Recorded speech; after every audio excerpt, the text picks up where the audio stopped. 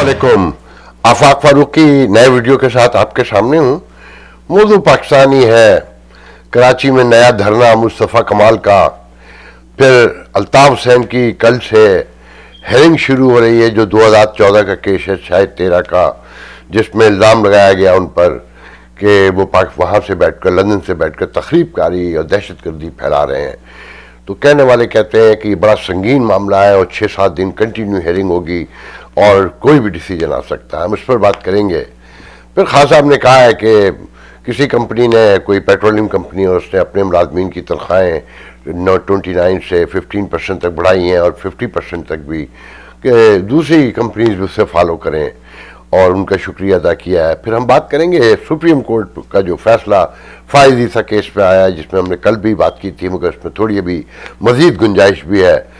और क्या अदलिया की साख गिर रही है इंटरनेशनल कम्युनिटी में, रैंकिंग उसकी गिर रही है, जो फवाद चौधरी साहब ने कहा है। और फिर हम थोड़ा सा जिक्र करेंगे रावी प्रोजेक्ट, जो नया शहर बनाया जा रहा है, उस पर मुख्तसरन गुफ्तगू करने की कोशिश करेंगे। और मेरी ख्वाहिश है कि 15 मिनट में निपट जाए, मगर ज़्यादा ही हो जाता है। बहरहाल ये अभी मुस्तफ़ा कमाल पीसीपी पहला बागी एमकेएम का बड़ा अक्खड़, बड़ा करख्त आदमी है, मगर मैं इस हवाले से उसको अप्रिशिएट करता हूँ कि जब अल्ताफ हुसैन ने अपने कारकुनों से सबको पिटवाया, सेकंड लेयर की अपने बात की क़यादत को, तो अनीस कायम खानी और मुस्तफ़ा कमाल फिर लौट के कभी नहीं आए। दोबारा ज़ाहिर हुए लंदन, अब दुबई में मलक रियास के पास, और फिर इस्टेब्लिशमेंट ने उन्हें अपना बना लिया। फिर पीसीबी आई, आप सबको पता है, पूरे कौम को पता है कि ये इस्टेब्लिशमेंट के लोग हैं, और गुस्से और नफरत, इश्ताल ने ये माहौल पैदा किया। कोई उन्हें सीट नहीं मिली, ना सूबाई की, ना कौमी असम्बली की, खुद भी हार गए, मगर वो लगे हुए हैं। उनकी बहुत सी बातें जेन्युइन हैं। देखिए, और ख़ासकर जो उनके मेयरशिप में जो काम हुए, वो तो एमकेएम का टीम वर्क थे। मैं नहीं समझता कि वो फारूक सत्तार ने अकेले अपनी पहली मेयरशिप में की है, या मुस्तफ़ा कमाल कोई बहुत जीनियस आदमी थे। मगर बहरहाल लीड वो कर रहे थे तो उनके खाते में जाता है। मगर ये भी कह दूं कि जो उस दौर में जो ओवरपास बने, बड़े बड़े पुल्स जो बने, जिन लोगों ने सफ़र किया है, वो पुलियाँ लगती हैं, साफ लगता है कि माल खाया गया, लूटा गया। और शहर को लूटने की इब्तिदा तो बहुत पहले हो चुकी थी, मगर एमकेएम ने हर एतबार से हिस्सा डाला, इससे इनकार नहीं कर सकते। आज वो मुस्तफ़ा कमाल जो बल्दियाती बिल है उसके खिलाफ जमात इस्लामी के बाद दूसरा धरना दे रहे हैं, मगर सियासतदान हैं, समझदार हैं, वज़ीर आला हाउस की तरफ नहीं गए और कहा कि मैं वहाँ नहीं जाऊँगा। उन्हें पता था कि वहाँ गए तो पिटाई होगी, वो मार पीट के भगा देंगे। 18वीं तरमीम के अख्तियारात ने उन्हें पागल कर रखा है सिंध हुकूमत को। ये जो 18वीं तरमीम है, इसमें भी दिलचस्प बात यह है कि इसमें सबसे बड़ा हिस्सा छोटी जमातों में अगर किसी ने डाला तो वो एमकेएम थी, और उसका नुकसान वफाक को कितना पहुंचा, फौज कितनी, इस्टेब्लिशमेंट नाराज है 18वीं तरमीम से, वो बहस एक तरफ। मगर जो मंजर पे है, इस 18वीं तरमीम का सबसे बड़ा नुकसान भी एमकेएम को पहुंचा कि इसे तोड़ा भी, इसे 18वीं तरमीम के जुर्म में गया। इसे पीपल्स पार्टी ने भी इस्तेमाल करके फेंक दिया और 18वीं तरमीम से मिलने वाले इख्तियारात को अपने तक महदूद करके एमकेएम की रूह निकाल के रख दी कि जो शहरी इलाकों में कुछ खिदमत कर सकती थी या की थी। तो 18वीं तरमीम के बाद वो सब कुछ ख़त्म हो गया, और फिर हमने देखा कि एमकेएम दहशतगर्द जमात बन के सामने आई कि रज़ा रब्बानी को वोट भी दिलवाया सेनेट में पीपल्स पार्टी ने एमकेएम से, 18वीं तरमीम में भी बढ़ चढ़ का हिस्सा डलवाया, और फिर उसका निशाना पीपल्स पार्टी की तरफ से भी वही बनी। इस्टेब्लिशमेंट ने भी उसे खूब मारा, लिटा लिटा के मारा, टिका टिका के मारा, और आज एक अंगूठे के नीचे हैं कि जिन्होंने उनका वोट लूटा, जिनके ज़रिए वोट लुटवाया गया, शहर पर जाली कब्जा हुआ, उस हुकूमत के इत्तेहादी भी हैं। पीसीबी हो, एमकेएम हो, फारूक सत्तार अलग से हों, डॉक्टर सलीम हैदर हों, आफाक अहमद हों, ये शहर तकसीम दर तकसीम दर तकसीम का शिकार है कि ग़ुलाम इब्ने ग़ुलाम इब्ने ग़ुलाम, कि जैसे पाकिस्तानी अवाम فوج کے غلام، فوج IMF کی، ورلڈ بینک کی، امریکہ کی غلام. تو یہ نسل در نسل جسے کہتے ہیں نا پشتینی غلام ہے یہ. تو جہاں تک چلے جائیے لیئرز بچھی ہوئی ہیں غلامی کی. تو آج جو ہے وہ دھرنا دے رہے ہیں مصطفیٰ کمال کہ میں یہاں اکیلا بھی رہ جاؤں تو اٹھوں گا نہیں.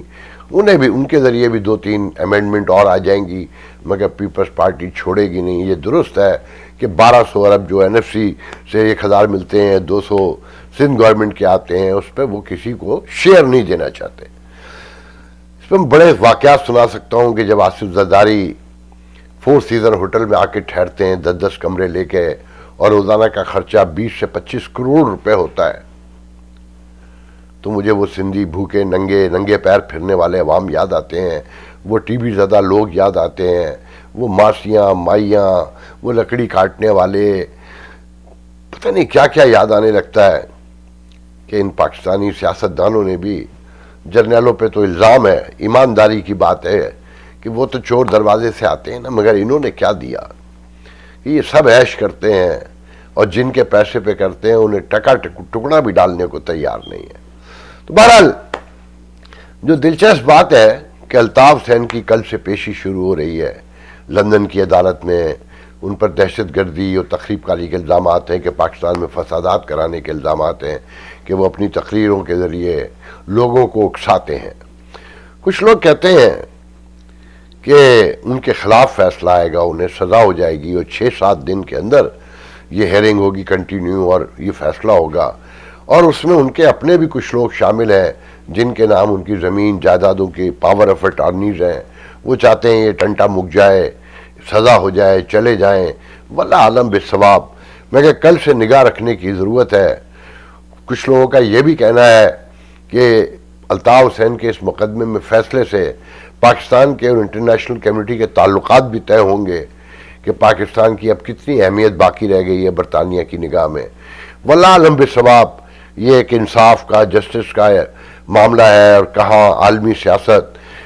مگر کچھ لوگ جوڑتے ہیں اسے اور بہت زور دے کے جوڑتے ہیں کہ آنے والے 1-10 دن میں بہت سی چیزیں واضح ہوں گی. مجھے تو بڑی واضح نظر آتی ہیں کہ انٹرنیشنل کمیونٹی ہماری فوج سے جڑی ہوئی ہے اور کام کر رہی ہے. آپ نوٹ نہیں کر رہے ہیں کہ جو جاتا ہے اچانک ایمبیسڈر بھی امریکن مل رہا ہے، برطانوی بھی آرمی چیف سے مل رہا ہے، چائنیز بھی مل رہا ہے، جیپنیز بھی مل رہا ہے، کورین بھی مل رہا ہے. مطلب جتنوں کو دیکھیں نہیں مل رہا تو خاص صاحب سے نہیں مل رہا، کیونکہ سب کو پتہ ہے کہ حکومت کس کی ہے اور حکومت کون چلا رہا ہے، آئندہ بھی کس کی حکومت ہوگی اور کیسی حکومت ہوگی کہ جو بھی آئے گا ڈیل کر کے ہی آئے گا. ڈیل کے بغیر ووٹ کو رسپیکٹ نہیں مل سکتی. ڈیل ہوتی رہے گی تو ووٹ کو رسپیکٹ ملتی رہے گی، اور جب تک ووٹ کو رسپیکٹ دلوانے والے رسپیکٹ کرتے رہیں گے، اوبے کرتے رہیں گے، فرما برداری دکھاتے رہیں گے، حکومت چلتی رہے گی. کہ خان صاحب کی حکومت اچھی خاصی چل رہی تھی، خان صاحب کو ایک دم آئینی اختیارات کا خیال آ گیا کہ ISI چیف کی تبدیلی جو ہے وہ ان کا کانسٹیٹیوشنل رائٹس ہے. پھر جو ہو رہا ہے جو ہوا ہے، مگر کہنے والے سیانے اب یہ کہتے ہیں کہ حکومت ابھی چلتی رہے گی، یہ سال پورا کروائیں گے، چاہے گیس ڈوم ہو جائے، کھاد غائب کھا لی جائے، نوچ لی جائے، لوٹ لی جائے، مہنگائی کتنی بھی ہو جائے. خان صاحب کو بھی ہٹانے کا کوئی فائدہ نہیں ہے کیونکہ آلٹرنیٹ بھی نہیں ہے. اور جو آلٹرنیٹ اپنے آپ کو سمجھتے ہیں انہیں آلٹرنیٹ قوم بھی ماننے کو تیار نہیں ہے. وہ کہ خان صاحب کا آج جو سروے آیا ہے ان کی پاپولرٹی کا زمین پہ ہی لگ چکی ہے کہ KPK میں جو ان کا گڑھ تھا وہاں 29% رہ گئی ہے. باقی تو وہ سروے موجود ہے، دیکھ لیں پڑھ لیں. خان صاحب نے کہا ہے کہ جی تنخواہیں بڑھائیں، پرائیویٹ ادارے جو بہت منافع کما رہے ہیں، 900 ارب روپے سے زیادہ کمائے ہیں جن لوگوں نے، پرائیویٹ کمپنیز نے، تو کچھ کمپنیوں نے پیسے بڑھائے ہیں، ایک کمپنی نے خاص کر 50% بڑھائے. تو خان صاحب کہتے ہیں کہ امید ہے کہ دوسرے بھی بڑھائیں گے. تو خان صاحب سرکاری ملازمین کی تنخواہیں 50% آپ بھی بڑھا دیں. 50% نہیں بڑھا سکتے 30% بڑھا دیں. 30% نہیں بڑھا سکتے تو 25% تو بڑھا دیں نا. 50% آپ لوگوں سے کہہ رہے ہیں، خود تو بھی کوئی سٹیپ لیں. مگر آپ جو کہتے ہیں وہ کرتے نہیں ہیں. اس کے اوپر میرا دل چاہ رہا ہے کہ میں آپ کو ایک چھوٹا سا ویڈیو دکھاؤں کہ خان صاحب کیا کہتے تھے اور کیا کر رہے ہیں. پرائم منسٹر کی کوئی اہمیت نہ ہو، پارلیمنٹ کی کوئی اہمیت نہیں ہوتی، اور پارلیمنٹ کے اندر کوئی بڑی بات نہیں آتی. نہ اتنا بڑا جی ایچ کیو بن رہا ہے اسلام آباد میں، اربوں، کم از کم 500-600 ارب روپے کا جی ایچ کیو بن رہا ہے، 2500 ایکڑ میں بن رہا ہے. اسمبلی میں ہمیں کسی نے پوچھا ہی نہیں ہے. یتیم بیٹھے ہوئے بھیڑ بکریاں اسمبلی میں، کسی نے پوچھا ہی نہیں. اسمبلی سے کیا فائدہ ہے اس کا؟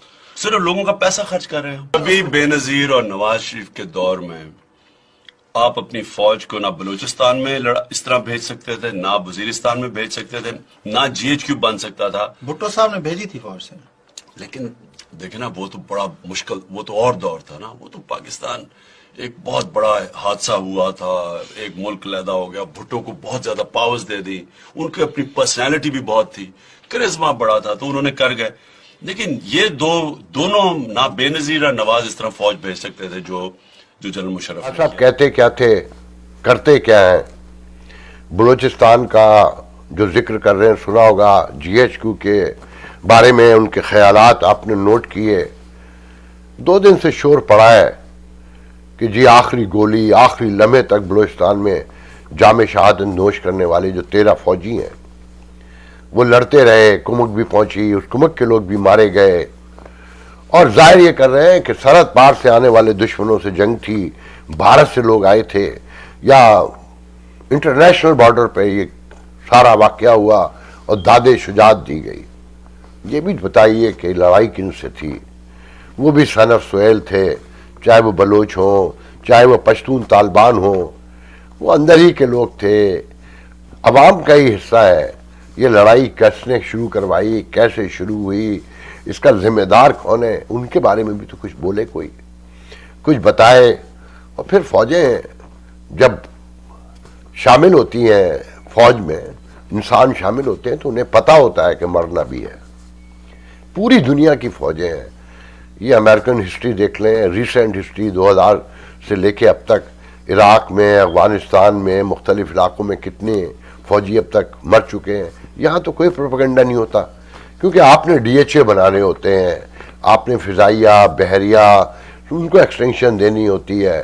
ہر شہر اور علاقے میں آپ نے ڈی ایچ اے بنا کے بھیجنے ہوتے ہیں کروڑوں میں. تو آپ جانیں دکھا کے کہ ہم مرنے والے لوگ ہیں.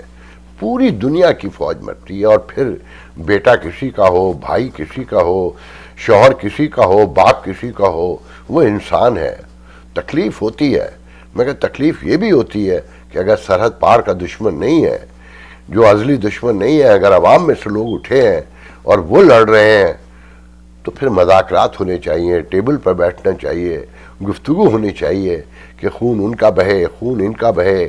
دونوں طرف سے نعرے تکبیر، اللہ اکبر لگ رہے ہیں، دونوں طرف سے لوگ شہید ہو رہے ہیں. یہ کیسی شہادتیں ہیں؟ ان پہ کوئی تو سچ بولے، کوئی تو آگے بڑھے. مگر ایک طرف کا پروپیگنڈا ہے. بنگالیوں سے لڑتے ہوئے بھی یہی بتایا جا رہا تھا، مگر آج تاریخ کچھ اور بتا رہی ہے. تو اہل شعور کو سمجھ میں آنا چاہیے. آج تو انٹرنیشنل ورلڈ میں رہتے ہیں، گلوبل ولیج کہلاتا ہے، انفارمیشن ہائی وے کے دور میں رہتے ہیں. اب تو سچائیوں کے قریب پہنچیں، اب تو سمجھیں، اب تو جانیں کہ یہ کیسی پرخاش ہے، یہ کیسی کشمکش ہے کہ ایک طرف کی کہانی سنائی جاتی ہے، اپنے ہی لوگوں کے بارے میں دروغ گوئی سے کام لیا جاتا ہے. کاش آپ سرحد پہ لڑتے ہوئے مرتے تو ہمارا سر بھی فخر سے کہیں تن جاتا. مگر یہ کیا کہ اپنے ہی بہن بھائیوں سے، اپنے ماں باپ، دوستوں، رشتہ داروں، محلے والوں اور ریاست کے لوگوں سے لڑنا، اور پھر فخر سے سر بلند کرنا، یہ تو لمحہ فکریہ ہے. یہ پریشانی کی بات ہے کہ جن کے گھروں کے دوسری طرف کے جوان مر رہے ہیں، وہ کسی کو کیا کہیں، وہ کس طرح سے اپنے آپ کو تسلی دیں. ہزاروں لوگ غائب ہیں.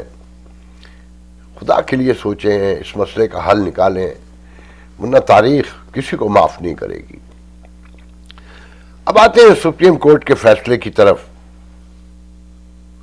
حضور کل سے پھر وہی ہر طرف جیسے شور پڑا ہوا ہے نا بلوچستان میں ہونے والی شہادتوں کا. اسی طرح سے فائز عیسیٰ کیس میں بھی اسٹیبلشمنٹ کی شہادت ہو گئی ہے اور بری طریقے سے ہو گئی ہے، مگر وہ شہید ہی ہوتے ہیں، مگر کوئی یہ نہیں بتا رہا کہ فروغ نسیم تم لاکھ کہو کہ پھر میں بھی کیوں ٹیکس دوں، وزیر اعظم بھی کیوں ٹیکس دیں، انتظامی افسران بھی کیوں ٹیکس دیں، اور ان کے بچے کیوں اپنے اثاثے ظاہر کریں۔ یہ اثاثوں کا کیس نہیں تھا، سب کو پتا ہے۔ یہ فائز عیسیٰ کے سچ بولنے کی سزا کے طور پہ کیس سامنے آیا کہ فیض آباد 2013 کا دھرنا لبیک کا جب ڈالر بانٹے جا رہے تو روپیہ بانٹا جا رہا تھا اور نعرے لگوائے جا رہے تھے، جو کچھ بھی ہو رہا تھا اس میں اس فائز عیسیٰ نے مجرموں کی نشاندہی کر دی تھی، یہ بتا دیا تھا کون لوگ پیچھے ہیں۔ پھر اس کے بعد فائز عیسیٰ بددیانت ہو گیا، کیونکہ تاریخ میں ایماندارت تو جسٹس منیر ہے اور ثاقب ہے، افتخار چودھری ہے، ابتا بندیال ہوگا۔ مگر لوگوں، میں آپ کو بتانا چاہتا ہوں کہ یہ فیصلہ لکھنے والے ججوں میں جسٹس یایا، جسٹس منصور، جسٹس منیب وہ لوگ ہیں جو ان ججوں نے پلاٹوں کی بندر بانٹ کی اسلام آباد میں اور ڈبل پلاٹ لیے۔ ان 3 ججوں نے انکار کیا اور کہا کہ ہمیں جتنی تنخواہ ملتی ہے اس کے بعد نہیں بنتا کہ ہم کہیں پر کسی لوٹ مار کا خدا نخواستہ حصہ بنے اور ہم منصفوں کے کرسیوں کو بدنام کریں۔ یہ فیصلہ جو آیا ہے اس کی بہت تکلیف ہے اس اسٹوج حکومت کو بھی، اور فروغ نسیم تو نیا شریف الدین پیرزادہ ہے، سب کو پتا ہے کہ یہ تحفہ ایم کیو ایم نے دیا۔ ایم کیو ایم ایسی تھوڑی زیر اعتاب ہے، ایسے ہی نہیں۔ وہ کہتے ہیں نا کہ وقت کرتا ہے پرورش برسوں، حادثہ ایک دم نہیں ہوتا۔ تو جناب جو کچھ بھی ہو رہا ہے وہ اپنی اپنی سزائیں ہیں۔ خان صاحب کو بھی ملے گی سزا کہ خان صاحب نے قوم کو کیا دکھایا، اینٹی اسٹیبلشمنٹ جس طرح کھل کے بولتے تھے، آج کس طرح سے اس کے ساتھ کھڑے ہیں۔ خان صاحب چاہتے تو اس بلوچستان کا مسئلہ حل ہو سکتا تھا نا، اگر اڑ جاتے، لڑ جاتے، اصول کی بات کرتے، مگر خان صاحب تو کہتے ہیں کہ جی یو ٹرن جائز ہے۔ بہرحال آج کے لیے اتنا بہت ہے، انشاءاللہ کل دوسرے کسی پروگرام میں گفتگو کریں گے۔ اللہ حافظ۔